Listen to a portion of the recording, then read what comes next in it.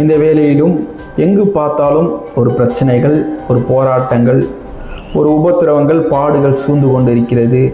ஒரு தேசத்துக்கு விரோதமாய் மற்றொரு தேசங்களும், ஒரு இனத்திற்கு விரோதமாய் மற்றொரு இனங்களும், ஒரு ஜாதிகளுக்கு விரோதமாய் மற்றொரு ஜாதிகளும் எழும்பிக் கொண்டு அநேக பிரச்சனைகளை நாம் பார்த்து கொண்டு வருகிறோம். ஒரு குடும்பத்தில் சமாதானம் இல்லாதபடி நாம் வாழ்ந்து வருகிறோம். கணவன் மனைவி மத்தியில் ஒரு குழப்பமான சூழ்நிலை, பிரச்சனை, பிள்ளைகள் பெற்றோர் மத்தியில் ஒரு குழப்பமான சூழ்நிலை, பிரச்சனை, சமாதானம் இல்லை, நிறுவனத்திலே சமாதானம் இல்லை, வேலையே இல்லாதபடி நாம் வாழ்ந்து கொண்டு வருகிறோம். ஆனால் வேதாகமம் சொல்கிறது, மத்தேயு 5:9 தெளிவாக சொல்கிறது, சமாதானம் பண்ணுகிறவர்கள் பாக்கியவான்கள், அவர்கள் தேவனுடைய புத்திரர் எனப்படுவார்கள்.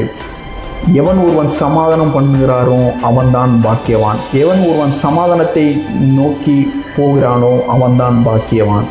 இந்த உலகம் அநேக பிரச்சனைகளை உங்களுக்கு தரும், அநேக உபத்திரவங்களை தரும், அநேக பாடுகளை தரும். ஆனால் நீங்கள் எப்பொழுது சமாதானத்துடனே இந்த உலகத்தை வாழும்போது பாக்கியவானாய் தேவன் வாழ கிருபை செய்வார். உங்கள் வேதாகமத்திலே ஒரு வசனம் தெளிவாக சொல்கிறது, யோவான் 16:33, என்னிடத்தில் உங்களுக்கு சமாதானம் உண்டாகும் பொருட்டு இவைகளை உங்களுக்கு சொன்னேன். உலகத்தில் உங்களுக்கு உபத்திரம் உண்டு, ஆனாலும் திடன் கொள்ளுங்கள், நான் உலகத்தை ஜெயித்தேன்.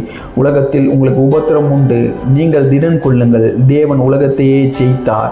உலகத்தின் பிரச்சனைகளை ஜெயித்தார், உங்களின் பிரச்சனைகளை ஜெயித்தார், உங்களின் பாடுகளை ஜெயித்தார், உங்களின் உபத்திரவங்களை ஜெயித்தார்.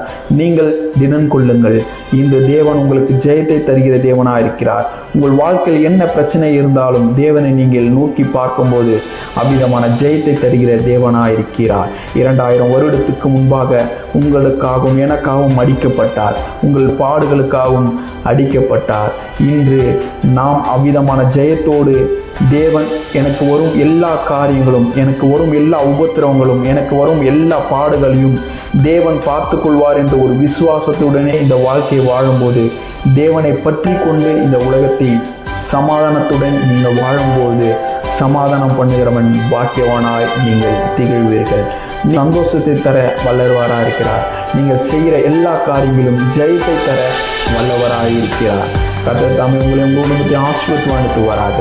God bless you. இந்த வேலை